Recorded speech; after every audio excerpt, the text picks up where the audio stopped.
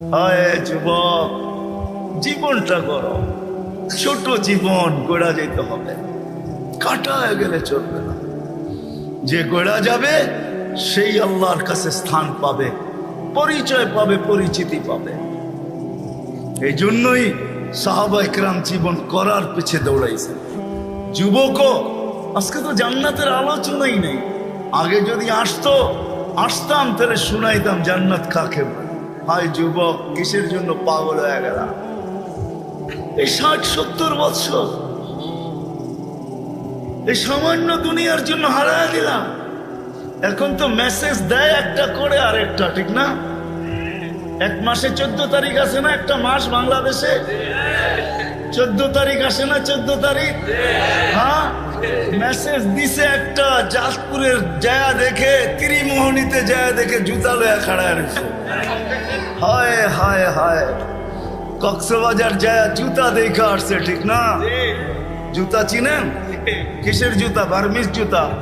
কেন বার্মা কাছে না? হ্যাঁ, রোহিঙ্গা গো জুতা দেখে আসছে? না না না না, বারবার তাকাইছে সৈকতে, যে একজনের দিকে জুতা খুলে দেখা দিছে সাইজ একবারে, আরেকবার দেখবি তো সাইজ। যুবক, কসম খোদার, জান্নাত সৈকত রাখা আছে। চোখে চোখ লাগতে দেরি, বুকে লাগতে দেরি হবে না। জান্নাত সৈকত আছে। বাংলাদেশের সৈকত দুইটা, একটার নাম কুয়াকাটা, একটার নাম কক্সবাজার। জান্নাত সৈকত দুইটা, একটার নাম বাইদাজ আর একটার নাম বাইদাখ। দুইটা সৈকত আছে জান্নাতে। সকালে এক জায়গায় যাবে, বিকালে এক জায়গায় যাবে, চোখে চোখ পড়বে, আয়সা বুকে লাইকা বলবে আনা হুব্বি আনা হুব্বুক ওয়া আনতা হুব্বি, আমি তোর ভালোবাসা, তুই আমার ভালোবাসা। লিমাদা আখারতা, এত দেরি করলি কেন? কোভিড থেকে বসে আসি, ডানা কাটা পড়ি, তুই কই ছিলি এতদিন? হ্যাঁ, যার হাঁটু পর্যন্ত মুস্ক দিয়া, যার কমর পর্যন্ত আম্বর দিয়া, যার কাঁধ পর্যন্ত জাফরান দিয়া, উপরটা বানাইছেন কাফুর আল আবিয়াস দিয়া, যে 120 ফিট লম্বা, চুলগুলো 120 ফিট লম্বা। আল্লাহর রাসূল বলছে লাউ বাদাগা সাবাতি আবহুর লাসারা আজবা, 7 সমুদ্রে থুতু দিলে পানিগুলো মিঠার মতো হয়ে যাবে, মধুর মতো মিষ্টি হবে। বল যুবক, ওই ঠোঁটে কিস লাগাইলে কেমন মজা হবে? ভাঙ্গেই বলে দিলাম, বল ওই ঠোঁটে যদি কিস লাগায় কেমন মজা হবে? ঠোঁটে ঠোঁট লাগলে কেমন মজা হবে? যার থুতুতে এত মজা। আল্লাহ রসুল বলছে হায় হায় লাউ যাহিকা আলা দুনিয়া লাতানাওয়ারাতিদ দুনিয়া কুল্লা, একটা হাসি দিলে সৌরজগৎ আলোতে আলোকিত হয়ে যাবে। লাউ কাশাফা সাকাইহি লাগাবাতাউ উশাম, পাওটা খোলা দিলে সূর্য চিরদিনের জন্য আলো হারায় ফেলবে। একটা চুল যদি আকাশের নিচে নাড়া দেয় লাতাআত্তারাতিদ দুনিয়া কুল্লা, পুরাটা দুনিয়া সুঘ্রাণে মোহিত হয়ে যাবে। বল ওই মহিলা কিরকম হবে? দুনিয়ায় বুঝার কোনো পন্থা নাই, শুধু মেসেজ পাই দেওয়া না, দেখার কোনো এখানে কোনো স্কোপই নাই যে আসলে ভালোবাসা আছে না শুধু মেসেজ, ঠিক না? ওইখানে ডিজিটাল লাগানো থাকবে, ডিজিটাল ভালোবাসার মাত্রা উঠবে বুকের ভিতরে, ডিজিটাল লাগানো থাকবে। তুমি দেখবে ভালোবাসার মাত্রা কত, 100-র উপরে যাবে, নিচে নামবে না কোনোদিন। লেহেঙ্গা হবে 3 কিলোমিটার ঘের, 3 কিলোমিটার ঘের লেহেঙ্গা, বুঝো? হ্যাঁ, দুনিয়ার এই সামান্য কাটা কাপড় দেখেই পাগল হয়ে গেছে, বা ঠিক না? লেহেঙ্গা 3 কিলোমিটার ঘের হবে। সাহাবাজি, এটো কম কম দামের লেহেঙ্গা। সাহাবা জিজ্ঞাসা করছে এত বড় লেহেঙ্গা উঠাবে কি করে? আল্লাহ রসুল বলছে আলোর সুতা দিয়া বানাবে, আলোর কোনো ওয়েট নাই, এটারও ওয়েট হবে না। যেখানে দেখবে ওইখানে তোমার ছবি দেখা যাবে। চোখ লাগতে দেরি, বুকে লাগতে দেরি হবে না। সবার শেষে যে জান্নাতে যাবে, সবার শেষে ও জান্নাতের হুর দেখে 40 বছর তাকায় থাকবে। 40 বছর পরে মুখ খা দিয়া ওরে হুশ ফিরাইব, গালের ভিতরে মুখ খা মারবো আর বলবো খালি দেখবি, আর কোনো কাহিনী নাই, চল ভিতরে। খালি তাকায় আসস তো তাকাই আসস। সাহাবা ইকরামের যুবকরা শুধু শুধু পাগল হয়। আবু বকর শুধু পাগল হয় নাই, 13 দোকান শুধু বিলীন করেন নাই। এক একজন ওই জামানার নারী শুধু শুধু পাগল ছিল না যে কোরআন নামায় নিয়ে আসছেন, খাওলা বিনতে সালাবা। ওকে কেউ চিনত না, গরিব মহিলা ছিল। কোরআন নামায় নিয়ে আসছেন, জীবনটা গড়ছে খাওলা, কিয়ামত পর্যন্ত যার নাম থাকবে। কথা লম্বা হইলেই যে অনেক কিছু হবে এমন না মেরে দোস্ত, জীবনটা ছোট। আজকে 80-100 বছর পরে থাকবো না, আমাদের পূর্বে যারা ছিল তারা নাই, আমরাও চলে যাব। আসেন আজকে জীবনটা করার প্রতিজ্ঞা। গর্ব তো পাক্কা ওয়াদা? বিলকুল বিলকুল। ওই জীবনটা সহজ থেকে সহজে গড়বে কিভাবে? কিভাবে গড়ব? কোন পদ্ধতিতে গড়লে সহজে গড়া হবে? এই সহজ পদ্ধতি শিখানোর জন্য আল্লাহ দুজাহানের বাদশাকে পাঠাইছেন, মুহাম্মাদুর রাসূলুল্লাহকে পাঠাইছেন। দুজাহানের বাদশা যাতে সহজ পদ্ধতিতে যুবক সহজভাবে, নারী সহজভাবে, পুরুষ সহজভাবে, বৃদ্ধ সহজভাবে, হাটওয়ালা সহজভাবে, বাজারওয়ালা সহজভাবে, রোডওয়ালা সহজভাবে, ঘাটওয়ালা সহজভাবে, অফিসওয়ালা সহজভাবে, আদালতওয়ালা সহজভাবে এই ছোট জীবনটাকে গড়তে পারে, এটার জন্যই মুহাম্মাদুর রাসূলুল্লাহ। জানেন উনি কে? সহজভাবে গড়ার জন্য, সহজভাবে সহজভাবে। আমি বলি চলেন একটা দিয়ে শেষ করি, ওনার পরিচয় দিতে গেলে আমি হারায়া যাব, সময়ও নাই। যে মুহাম্মদুর রাসূলুল্লাহ সাল্লামকে এতটুকু অবশ্যই বলবো। আপনি তো প্রচার করেন বৎসরে একদিন, ঠিক না? হ্যাঁ, যদি বুঝে আসে তাইলে শোনেন। কোরআনের একটা আয়াত প্রতি জুমায় পড়া হয়, খুতবার ভিতরে পড়া হয়, ইন্নাল্লাহা ওয়া মালাইকাতাহু ইউসাল্লুনা আলান নবী ইয়া আইয়ুহাল্লাযীনা আমানু সাল্লু আলাইহি। আল্লাহ কি বুঝাইছে আমাদেরকে? নবীর উপরে। এটাই বুঝছেন, ঠিক না? হ্যাঁ, আসলে এটা বুঝান না আল্লাহ। এখানে 3টা প্রশ্ন আছে। আল্লাহ আমাদেরকে দুরূদ পড়তে বলছে। আমি যদি আল্লাহকে বলি, আল্লাহ দুরূদ তো আমি পড়বো বটে, কিন্তু একদিন তো আমি চলে যাব, আমাদের নবীজির উপরে দুরূদ কে পড়বে? তা আল্লাহ বলে, বেওকুফ, তুই দেখোস না ফেরেশতারা পড়বে? আমি যদি আল্লাহকে আবার প্রশ্ন করি, আল্লাহ একদিন তো ফেরেশতা মারা যাবে, তো আপনার বন্ধুর উপরে দুরূদ কে পড়বে? তা আল্লাহ বলে, তুই বুঝি প্রথমে দেখিস নাই, ইন্নাল্লাহ, আমি আল্লাহ পড়তেছিলাম, পড়তেছি, পড়তে থাকবো, আমার বন্ধুর দুরূদ কোনোদিন আমি বন্ধ হইতে দিব না। আমি যতদিন থেকে আসি অতদিন থেকে বন্ধুর দুরূদ পড়তেছি, এটাই সত্য। আমাদের নবীর প্রচার আল্লাহ সমগ্র সৃষ্টির 1000 বছর আগের থেকে শুরু করছেন। আরো প্রচার শুরু করছেন বন্ধুকে পাশে বসায় রেখা। সৃষ্টিরও সমগ্র সৃষ্টির 1000 বছর আগের থেকে। যদি ওলামা বলে এটা কোত্থেকে পাইলেন, আমি বলবো কোরআন আমাকে বলে। ইয়াসিন সূরার ভিতরে আছে, 1000 বছর আগে আল্লাহ ইয়াসিন পড়ছেন।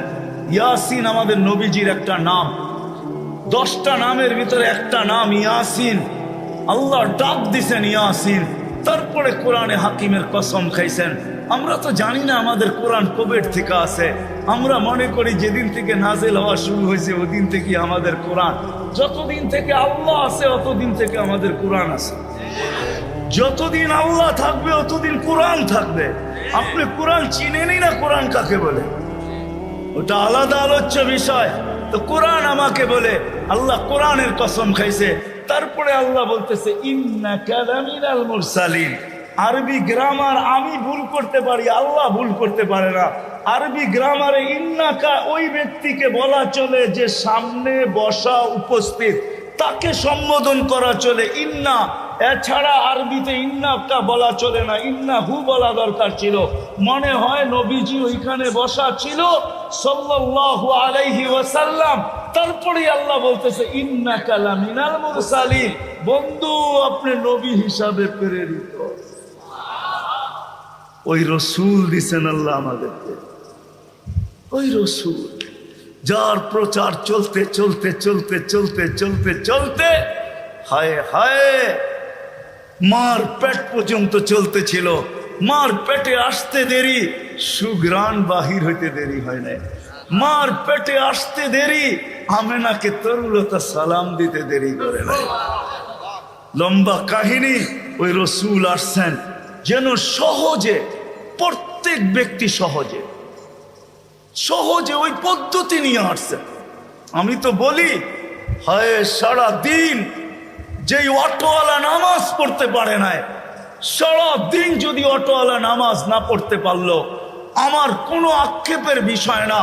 কিন্তু যখন ঘুমাইতে গেল, তখন ঘুমের বিছনায় যায় যদি এতটুকু বলতে পারে যে মালিক, সারাদিন অটোতে ছিলাম, রাখারও সুযোগ ছিল না, আমারও পেটের টান ছিল, বাচ্চা কাচ্চারও পেটের টান ছিল, আয় মালিক সারাদিন অটোতে কাটায় দিছি, তোর ডাকে সাড়া দিতে পারি নাই, এখন ঘুমাইতে চলছি, ঘুমো তো মউত, জানি না সকালে তুমি উঠাবে কি উঠাবে না, যদি না উঠাও তো মালিক এই মুহূর্তে আমি তওবা করে ঘুমাইতে চাই, সারা দিন তোর ডাকে আমি সাড়া দিতে পারি নাই, এখন কিন্তু আমি তওবা করে ঘুমাইলাম।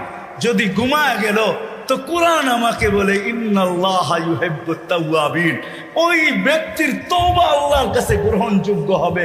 ইয়া কওম ইস্তাগফিরু রাব্বাকুম ইন্নাহু কানা গাফফারা, তার তওবা কবুল হবে। শুধু কবুল হবে না, সে আল্লাহর প্রিয় পাত্রদের অন্তর্ভুক্ত হবে, ওই লিস্টিতে তার নামও হবে। যদি আজকে বাইকওয়ালা, সিএনজিওয়ালা সারা দিন নামাজ পড়তে পারলো না, আমার কাছে কোনো আফসোসের বিষয় নাই। যদি ঘুমানোর সময়ও যদি একটু তওবা করে ঘুমাইতো।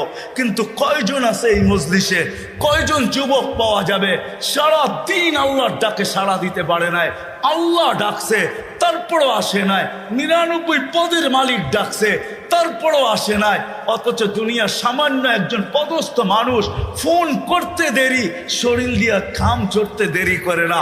অনেকের তো লঙ্গিরও খবর থাকে না, এমন দ্রুত গতিতে ছুটতে থাকে। 99 পদের মালিক আল্লাহ ডাকছেন, তারপরও তুমি আসতে পারো না। কমসে কম যদি এতটুকুও করতে, আমাদের নবীজি কোরআন নিয়ে আসছেন, ওনার উপরেই কোরআন নাজিল হয়েছে। কোরআন আমাকে শিখাইতে চাইতেছে ইন্নাল্লাহা ইউহিব্বুত তাওয়াবিন। ও বান্দা, পাঁচ বারস নাই, তাতে কিছু আসে যায় না, তওবা তো করতে পারিস। হ্যাঁ বলেন, কয়জন বাইকওয়ালা তওবা করে ঘুমায়? ও যুবক বলো, কয়দিন তওবা করে তুমি ঘুমাইছো? বলো, তোদের পায়ে হাত রাখি, বলো কয়দিন তওবা করে ঘুমাইছো? আল্লাহর রাসূল নিয়ে আসছিলেন সহজ পদ্ধতি। নারীর জন্য ভিন্ন, যুবকের জন্য ভিন্ন, পুরুষের জন্য ভিন্ন, বৃদ্ধের জন্য ভিন্ন, ধনীর জন্য ভিন্ন, গরিবের জন্য ভিন্ন, সহজ পদ্ধতি নিয়ে আসছিলেন। এই জন্যই তো আমি বলি, হায় সিলেটের একটা প্রবাদ বাক্য আছে, বকরি নাচে খুঁটির বলে, ঠিক না? আমাদের তো সামনেও খুঁটি, পিছেও খুঁটি। আমাদের নবীজি আল্লাহকে বলছেন আনতা রব্বুল করিম, আলাইসা আনতা রব্বুল করিম, আপনি কি রব্বে করিম না? আলাস্তু নবিয়্যির রহিম, আমি কি নবী রহিম না? ফাকাইফা তুযায়্যু হাযিহিল উম্মাহ বাইনাল করিম ওয়ার রহিম। শুরুতে আপনি, শেষে আমি, উম্মত জাহান্নামে চলে যাবে, আমি মনকে বুঝাবো তো বুঝাবো কি করে? তো আল্লাহ বলতেছে কাসামতুল কিয়ামাতা কিসমাইন, কিয়ামতকে দুই ভাগে ভাগ করছি। আনতা তাকুল উম্মতি, আমি জানি আপনি উম্মতি বলে চিৎকার দিবেন, আমি বলবো সালতু তা, আপনি যা চাবেন তা দিব। শাফি তু শাফা, আপনি যা সুপারিশ করবেন আমি মঞ্জুর করব। কিয়ামত আপনার আর আমার। আমাদের সামনেও খুঁটি, পিছেও খুঁটি। ওই রসুল পাওয়ার পরেও যদি আমরা জীবনটাকে গুছাইতে না পারি, আমাদের চেয়ে হতভাগা কেউ হবে না। আসেন, শিখতে হবে, এটা ওয়াজ দেওয়া হবে না, শিখতে হবে।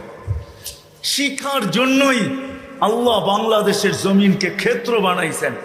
সারা দুনিয়ার থেকে সহজ ক্ষেত্র বাংলাদেশের জমিন। এরকম জমিন মক্কা, মদিনা, বাইতুল মুকাদ্দাস ব্যতীত দুনিয়ার কোথাও আমি যতটুকু ঘুরছি অতটুকু পাই নাই। আমি সাহারা মরুভূমিও চৈসা দেখছি, আফ্রিকার জঙ্গলও চৈসা দেখছি, দুনিয়ার উন্নত থেকে উন্নত দেশও চৈসা দেখছি, গরিব থেকে গরিব দেশও যায় দেখছি, আরে দ্বীপ দেশও যায় দেখছি। কোথাও এরকম পরিবেশ পাই নাই যে পরিবেশ আমাদের দেশে আছে। কদমে কদমে ওলামায়ে কেরাম আছে, হক্কানি আলেম আছে, মক্তব আছে, মাদ্রাসা আছে, হেফজোখানা আছে, মসজিদ আছে, আল্লাহওয়ালা আছে। বাংলাদেশের মতো ক্ষেত্র দুনিয়ার কোথাও নাই। এই জন্য সহজ জীবন